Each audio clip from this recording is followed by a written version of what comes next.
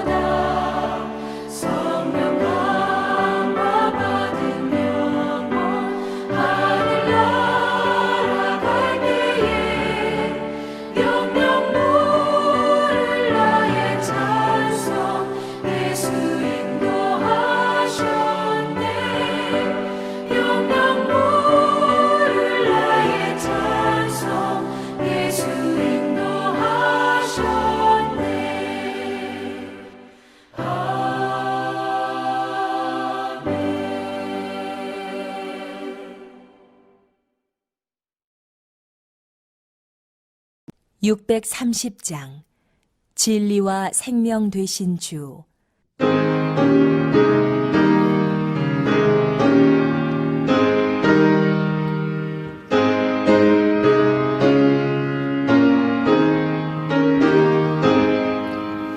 진리와 생명 되신 주, 이 몸을 바치옵니다. 믿음과 소망 사랑에 한 마음 되게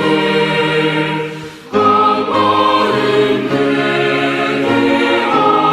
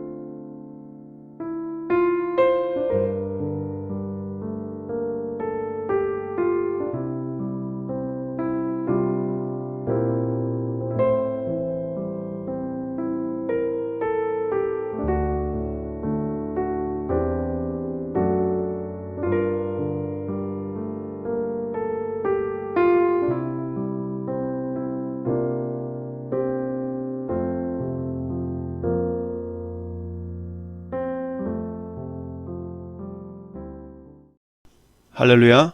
어느덧 12월 둘째 주일을 맞이하였습니다.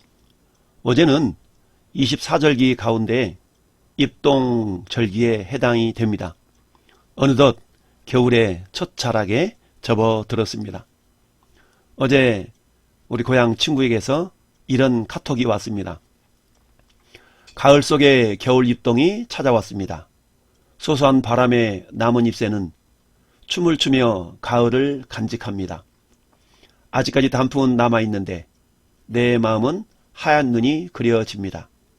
주말 잘 보내시고 행복한 하루 되십시오 라고 고향 친구가 마치 시 한 편을 보내듯이 소식을 전해왔습니다. 이 카톡을 읽으면서 문득 어느 시인의 주님을 제대로 알았더라면 이라는 시가 생각이 나서 한번 같이 읽어보겠습니다. 주님, 저는 저의 빈잔을 가지고 사막을 가로질러 당신께로 천천히 나아갔습니다. 그것은 저의 목마름을 시원하게 해줄 물 한 방울을 얻기 위해서였습니다. 그러나 제가 주님을 제대로 알았더라면 커다란 양동이를 들고 뛰어갔을 것입니다. 낸시 스피겔베르그라는 시인의 주님을 제대로 알았더라면 이라는 시입니다. 그렇습니다. 우리는 평생 예수님을 믿고 신앙생활을 해오지만 그 예수님의 사랑에 대하여서 그 예수님에 대하여서 제대로 알지 못합니다. 오늘 함께 읽은 본문을 통하여서 하나님의 섭리와 경륜이라는 제목으로 말씀의 은혜를 함께 나누기를 원합니다. 섭리라는 단어는 성경에 나오는 단어는 아닙니다. 국어사전을 찾아보니까 자연계를 지배하고 있는 원리와 법칙 또는 세상의 모든 것을 다스리는 하나님의 뜻이라고 국어사전에 기록이 되어져 있습니다. 또한 경륜이라는 그 의미도 포부를 가지고 이를 조직적으로 계획함 또는 그 포부나 계획이라고 국어사전에 기록이 되어져 있습니다. 섭리라는 단어와 성경에서 가장 유사한 단어는 작정이라는 단어입니다.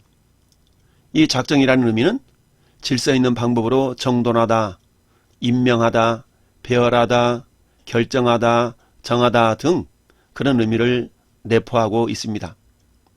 누가복음 22장 22절에 인자는 이미 작정된 대로 가거니와 그를 파는 그 사람에게는 화가 있으리로다 하시니, 예수께서 가룟 유다가 예수님을 팔 것을 아시고 이미 인자는 작정된 대로 간다라고 말씀하고 있습니다.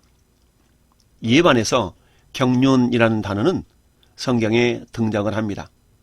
물론 그 뜻은 국어사전에서 포부를 가지고 이를 조직적으로 계획하고 또는 그 포부나 계획이라고 정의하고 있다라고 했습니다.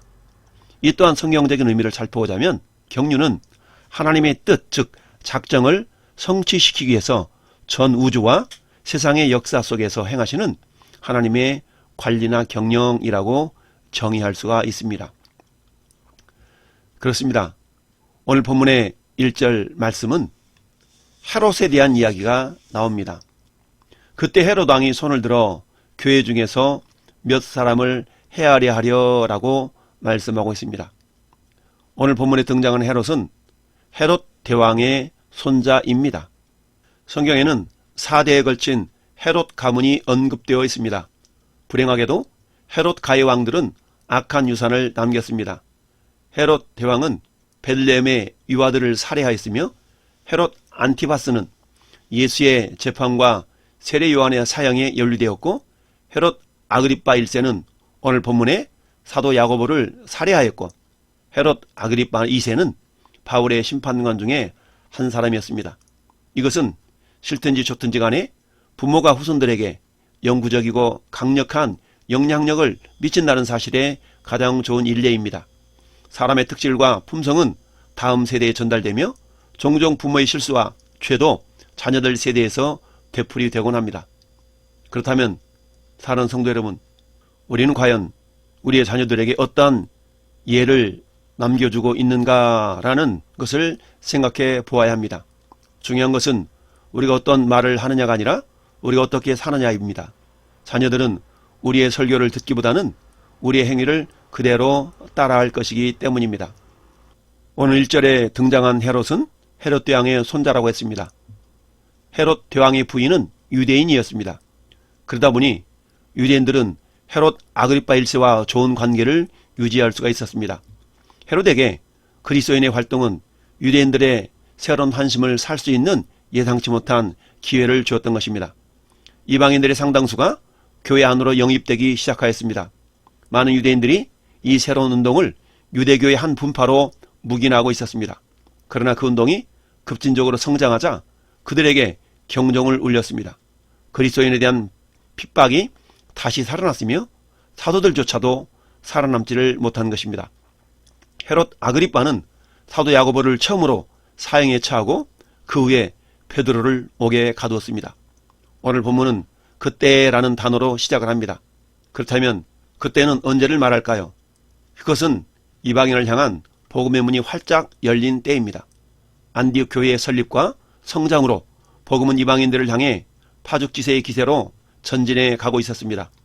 둘째는 예루살렘 교회가 흉년으로 말미암아 참으로 어려울 때였습니다.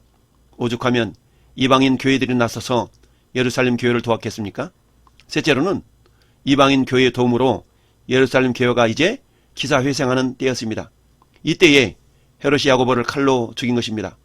헤롯 대왕은 에돔 족속의 후손인 이둠의 족속이었습니다. 에돔은 에서의 후손입니다.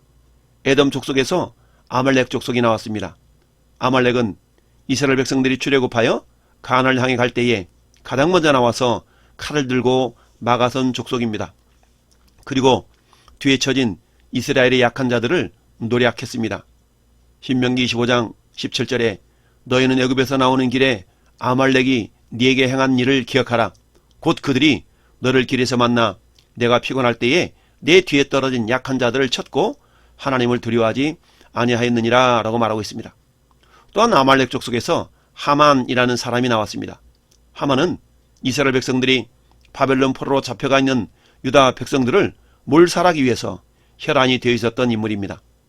아말렉 족속의 후손인 헤롯 아그리파 1세의 할아버지 데헤롯은 인류의 구원자로 오신 아기 예수님이 탄생했을 때에 그를 살해하고자 했던 희대의 살인마입니다.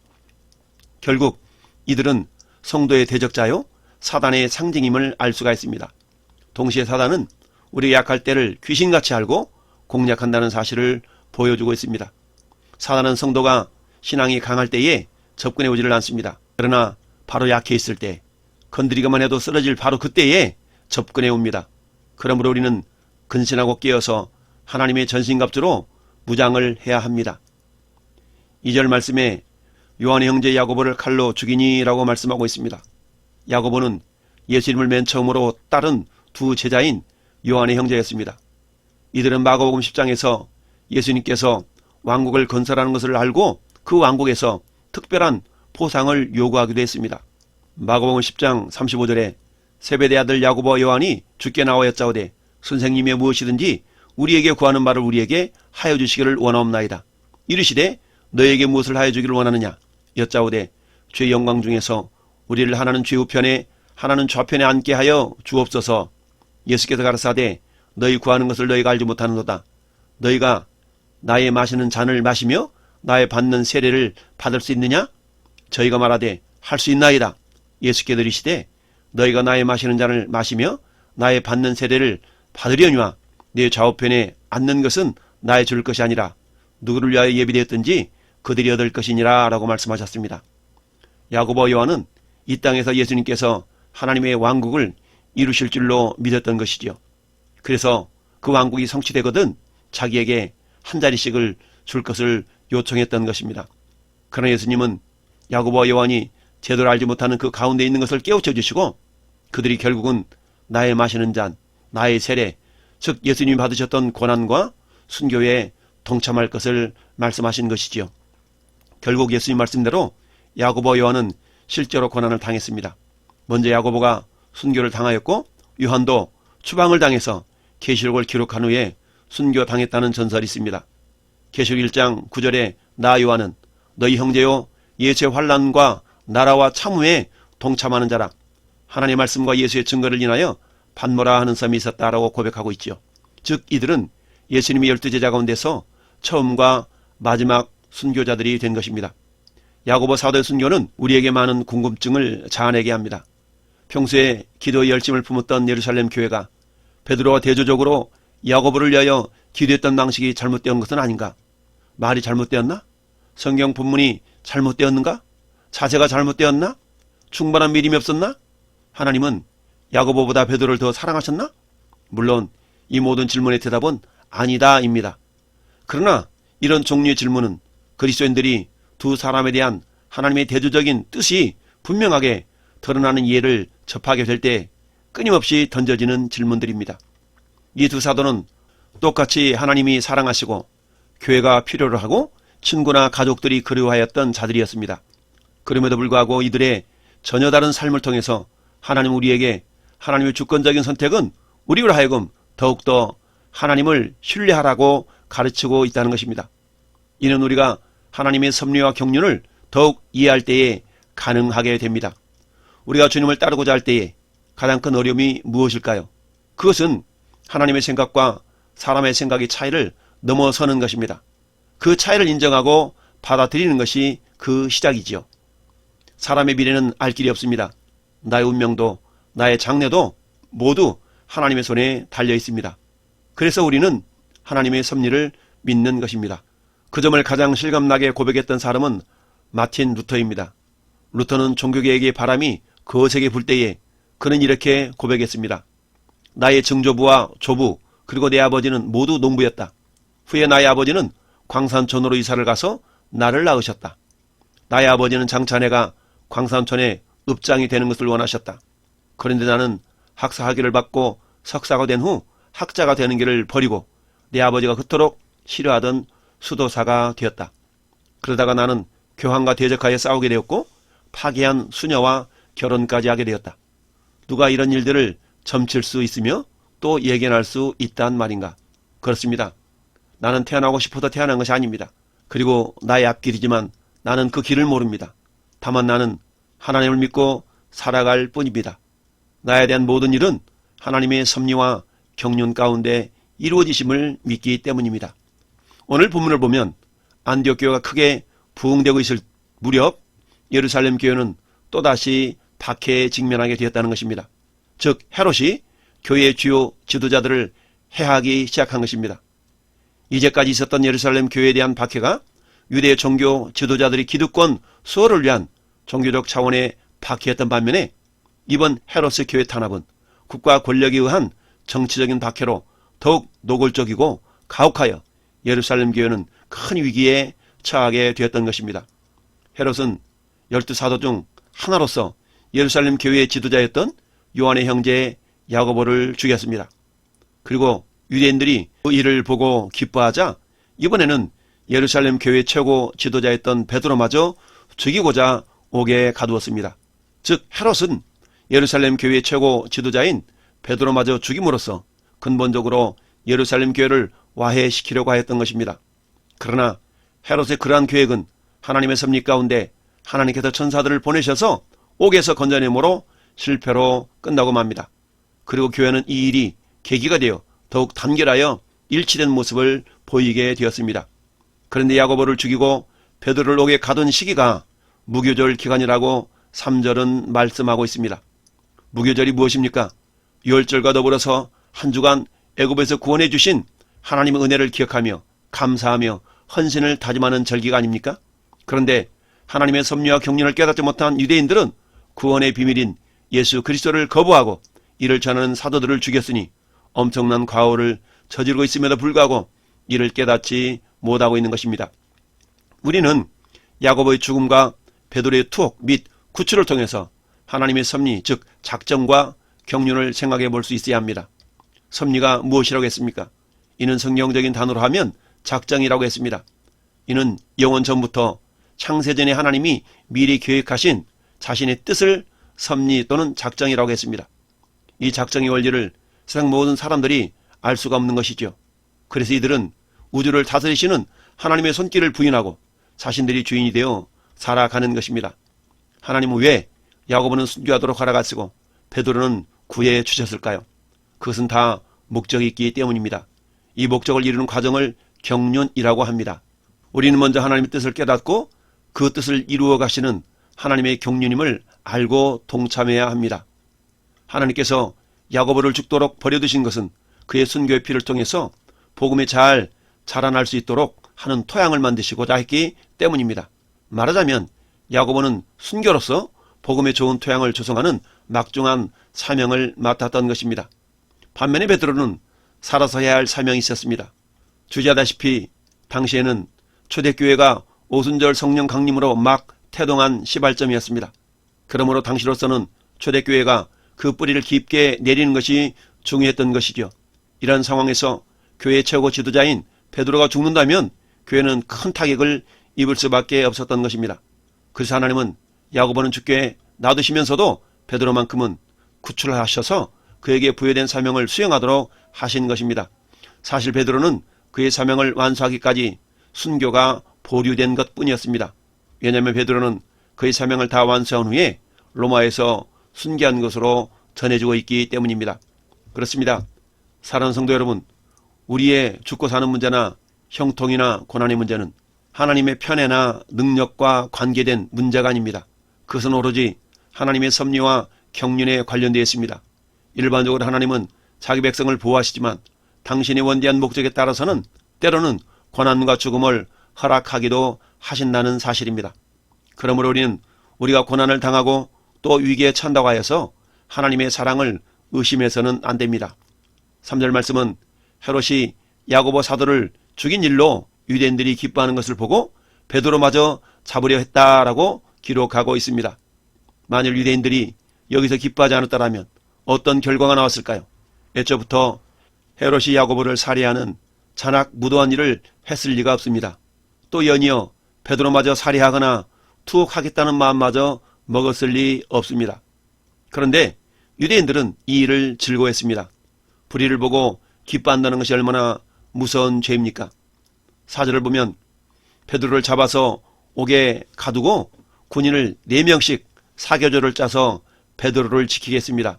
그리고 6월절 후에 끌어내서 죽이려고 했던 것입니다. 왜냐하면 이미 베드로를 위시한 제자들은 사도행전 5장 19절 20절에서 복음을 전하다 투옥된 전력이 있었습니다. 그런데 그때도 하나님께서 천사들을 보내셔서 이들을 감옥에서 구해내셨기 때문에 이번에는 더욱 든든히 지키려고 했던 것입니다. 그러나 하나님이 하시려고 하는 일에는 인간이 그 어떠한 방해도 하나님의 일은 멈추지 않고 하나님의 뜻대로 이루어집니다. 이것이 하나님의 섭리와 하나님의 경륜인 것입니다. 5절 말씀에서 베드로는 옥에 갇혔고 교회는 그를 위하여 간절히 하나님께 기도하더라라고 기록하고 있습니다. 한글 성경에는 없지만 옥에 갇혔고와 교회 그 사이에 그러나라는 접속사가 있습니다. 즉 베드로는 옥에 갇혔지만 그러나 교회는 그를 위하여 간절히 하나님께 기도했다는 것입니다. 말하자면 지금 상황이 인간적으로만 보면 기도나 하고 있을 상황이 아니라는 말입니다. 여러분, 이미 12사도 중 하나인 야고보가 순교했습니다. 이에 관한 한 헤롯은 피도 눈물도 없는 폭군인 것이죠. 이제 며칠 남지 않은 명절이 지나면 교회의 수장인 베드로마저 죽을 위기에 놓여 있는 것입니다. 다급합니다. 피가 마릅니다. 베드로를 구하기 위해서 어떤 인간적인 수단을 강구해야만 할 상황입니다. 그러나 교회는 그렇게 하지 않았습니다. 교회는 베드로를 구하기 위해서 어떤 인간적인 강구도 하지 않았습니다. 교회가 베드로를 위해서 한 일이란 고작 하나님께 간절히 기도하는 일뿐이었습니다. 인간적으로 보면 매우 무대책적인 일입니다. 그런데도 교회는 끝내 기도만을 고집했던 것이죠. 왜 그랬을까요? 그들은 고난 속에서 성도가 취할 수 있는 가장 큰 무기는 기도밖에 없다는 것을 알았기 때문입니다. 그렇습니다. 종교개혁자 마틴 루터는 기도는 교회의 가장 강한 벽이고 요새이다. 이것은 기독교의 뛰어난 무기이다 라고 했습니다. 잠언 기자는 우리에게 권면합니다. 잠언서 20장 22절에 너는 악을 갚겠다 하지 말고 여호와를 기다리라. 그가 너를 구원하시리라. 결국 베드로는 교회의 기도의 힘으로 말미암아 감옥에서부터 구원을 받았습니다. 실로 기도는 성도가 고난 속에서 취할 수 있는 최선의 태도인 것입니다. 또한 마이어라는 학자는 인생의 큰 비극은 응답되지 않는 기도가 아니라 드려지지 않는 기도에 있다라고 말했습니다. 기도의 중요성을 다시 한번 깨닫게 됩니다. 오늘 말씀을 다시 한번 정리해 보겠습니다. 본문을 통해서 우리는 하나님의 섭리, 즉 작정과 경륜에 대해서 생각해 보아야 합니다. 먼저 하나님의 섭리, 즉 작정을 생각해 봅시다. 사도행전 13장 48절에 이방인들이 듣고 기뻐하여 하나님의 말씀을 찬송하며 영생을 주시기로 작정된 자는 다 믿더라 라고 기록하고 있습니다. 하나님의 섭리, 즉 작정은 모든 사람이 구원을 받으며 영생을 얻게 하는 것입니다. 이를 위해서 하나님은 사도 바울을 예수님을 박해하는 자에서 예수님을 전하는 자로 변화시킨 것도 하나님의 섭리인 것이죠. 야고보는 순교를 하고 베드로는 옥에 갇혀 있다가 건짐을 받은 것을 통해 우리에게 깨닫기를 원하시는 하나님의 섭리는 첫째, 그리스도 안에서 우리를 택하셔서 사랑으로 거룩하게 하시는 것입니다. 에베소서 1장 4절에 곧 창세전에 그리스도 예수 안에서 우리를 택하사 우리로 사랑 안에서 그 앞에 거룩하고 흠이 없게 하시려고 라고 말씀하고 있습니다. 그리고 4장 24절에는 하나님을 따라 의와 진리의 거룩함으로 지으심을 받은 새 사람을 입으라 말씀하고 있습니다. 우리 어떻게 거룩해질 수 있나요? 5장 26절에 이는 곧 물로 씻어 말씀으로 깨끗하게 하사 거룩하게 하시고 라고 말씀합니다. 하나님의 작정의 두 번째 내용은 하나님의 자녀들이 되게 하시는 것입니다. 에베소 1장 5절에 그 기쁘신 뜻대로 우리를 예정하사 예수 그리스도로 말미암아 자기의 아들들이 되게 하셨으니 라고 말씀하지요. 로마서 8장 16절에도 성령이 친히 우리의 영과 더불어 우리가 하나님의 자녀인 것을 증언하시나니 라고 말씀합니다. 로마서 8장 21절에도 그 바라는 것은 피조물도 썩어짐의 종노릇한 데서 해방되어 하나님의 자녀들의 영광의 자유에 이르는 것이니라 라고 말씀하고 있죠. 즉 하나님의 섭리는 모든 사람들이 하나님의 자녀들이 되는 것입니다. 셋째, 하나님의 섭리는 하나님의 은혜의 영광을 찬미하게 하려는 것입니다. 에베소서 1장 6절에 이는 그의 사랑하시는 자 안에서 우리에게 거저주시는 바 그 은혜의 영광을 찬미하게 하려는 것이라 라고 말씀합니다. 고린도전서 6장 20절에도 값으로 산 것이 되었으니 그런즉 너희 몸으로 하나님께 영광을 돌리라 라고 말씀하고 있으며, 또한 고린도전서 10장 31절에도 그런즉 너희가 먹든지 마시든지 무엇을 하든지 다 하나님의 영광을 위하여 하라 라고 말씀합니다. 그런데 아무리 하나님께서 섭리하셔도, 즉 작정하셔도 천사로만 그 일을 이룰 수가 없는 것입니다. 하나님의 동역자들이 필요합니다. 그래서 하나님은 야고보와 베드로를 부르신 것이며 그 사명대로 사용하신 것입니다. 그렇다면 하나님의 섭리를 이루시기 위한 하나님의 경륜은 무엇입니까? 경륜을 하나님의 뜻, 즉 작정을 성취하시기 위해서 전 우주와 세상의 역사 속에서 행하시는 하나님의 관리나 경영이라고 정의했습니다. 하나님 지금도 전 우주와 역사 속에서 하나님의 뜻을 이루어 가시기를 위해서 관리하고 경영하고 계신다는 것입니다. 그것은 첫째, 예수 그리스도의 비밀을 깨닫게 하는 것입니다. 에베소 3장 2절에 너희를 위하여 내게 주신 하나님의 그 은혜의 경륜을 너희가 들었을 터이라. 곧 계시로 내게 비밀을 알게 하신 것은 내가 먼저 간단히 기록함과 같으니 그것을 읽으면 내가 그리스도의 비밀을 깨달은 것을 너희가 알 수 있으리라. 그 넓이와 길이와 높이와 깊이가 어떠함을 깨달아 하나님의 모든 충만하신 것으로 너희에게 충만하시기를 원하노라 라고 바울 사도가 에베소 교회를 향해서 그리스도 예수의 비밀을 깨닫기를 기도했던 것입니다. 마태복음 13장 23절에도 좋은 땅에 뿌려졌다는 것은 말씀을 듣고 깨닫는 자니 결실하여 어떤 것은 100배, 어떤 것은 60배, 어떤 것은 30배가 되느니라 하시더라. 즉 하나님 말씀을 아무리 들어도 깨닫지를 못한다면 하나님의 경륜을 알 수가 없는 것이죠. 두 번째, 하나님의 경륜은 하나님 속에 감춰졌던 그 비밀의 경륜을 드러내신다는 것입니다. 에베소 3장 8절에 모든 성도 중에 지극히 작은 자보다 더 작은 나에게 이 은혜를 주신 것은 측량할 수 없는 그리스도의 풍성함을 이방인에게 전하고 영원부터 만물을 창조하신 하나님 속에 감춰져 있던 비밀의 경륜이 어떠한 것을 드러내게 하려 하십니다. 하나님이 바울 사도를 선택하신 것은 하나님의 그 비밀, 그 경륜을 드러내기를 원하셨기 때문이라는 것이죠. 마태복음 13장 44절에도 천국은 마치 밭에 감춘 보화와 같으니 사람이 이를 발견한 후에 숨겨두고 기뻐하며 돌아가서 자기의 소유를 다 팔아 그 밭을 사느니라. 그렇습니다. 밭에 감춘 보화의 가치를 알지 못한다면 그저 한 떼기의 밭에 불과하지만 그 밭에 보화가 감춰져 있음을 안다면 자기의 모든 소유를 다 팔아서 그 밭을 살 수 있는 안목이 열린 것이죠. 즉 비밀을 깨달은 것이라는 말씀입니다. 셋째, 하나님의 경륜은 교회를 통해서 그것이 드러나도록 하신다라는 말씀입니다. 사도행전 12장 24절에 하나님 말씀은 흥왕하여 더하더라.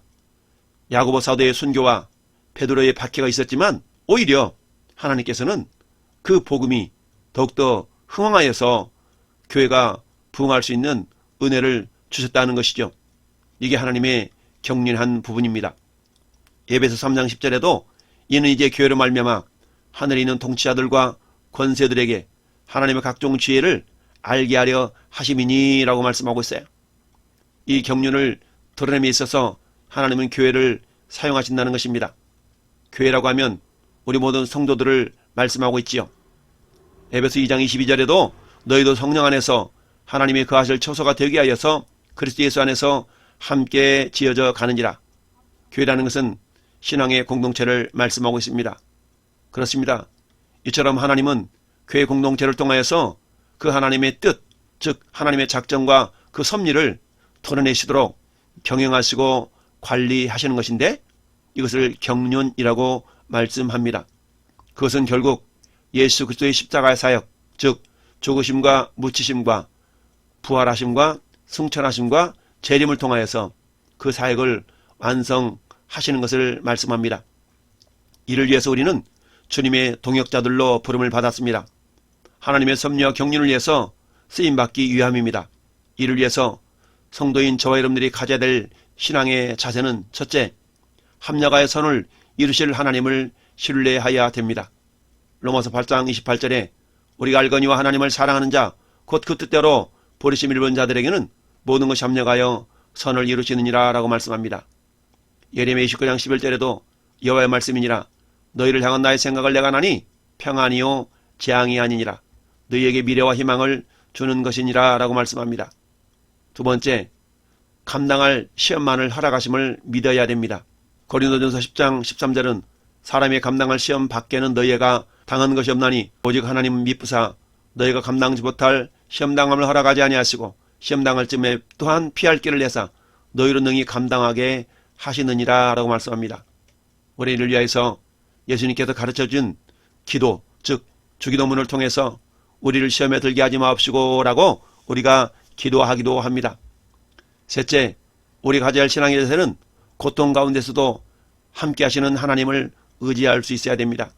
창세기 5장 24절에는 에녹이 하나님과 동행하더니 하나님이 그를 데려가심으로 세상에 있지 아니했다라고 300년 동안 에녹은 하나님과 동행하는 사람이었음을 말씀합니다. 마태복음 28장 20절에도 내가 너에게 분만 모든 것을 가르쳐 지키게 하라. 볼지어다 내가 세상 끝날까지 너희와 항상 함께 있으리라 라고 말씀합니다. 히브리서 13장 5절에도 돈을 사랑하지 말고 있는 바를 족한 줄 알라. 그가 친히 말씀하시기를 내가 결코 너희를 버리지 아니하고 너희를 떠나지 아니하리라 라고 말씀하셨습니다.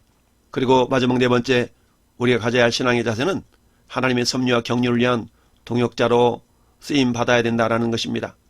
로마서 15장 16절에 이 은혜는 곧 나로 이방인을 위하여 그리스도 예수의 일꾼이 되어 하나님의 복음의 제사장 직분을 하게 하사 이방인을 제물로 드리는 것이 성령 안에서 거룩하게 되어 받으실 만하게 하려 하심이라고 말씀합니다. 빌립보서 2장 21절에도 그들이 다 자기의 일을 구하고 그리스도 예수의 일을 구하지 아니하되 디모데 연단을 너희가 안 하니 자식이 아버지에게 함같이 나와 함께 복음을 위하여 수고하였다라고 말씀하고 있습니다. 헤롯은 그 권세를 성도들을 핍박하는 도구로 사용하여 야고보 사도를 죽였습니다. 사도들을 핍박했습니다. 그러나 하나님은 헤롯의 육체 내에서 벌레의 핍박을 받아 죽게 하고 말았습니다. 결국 하나님의 말씀은 흥황하여 더하여지더라라고 하나님의 경륜을 이루셨던 것이죠. 우리 왕성의 모든 성도들이여 하나님의 섭리와 경륜을 이루어드리는 동역자들로 귀하게 쓰임받기를 예수님의 이름으로 축원을 드립니다. 아멘.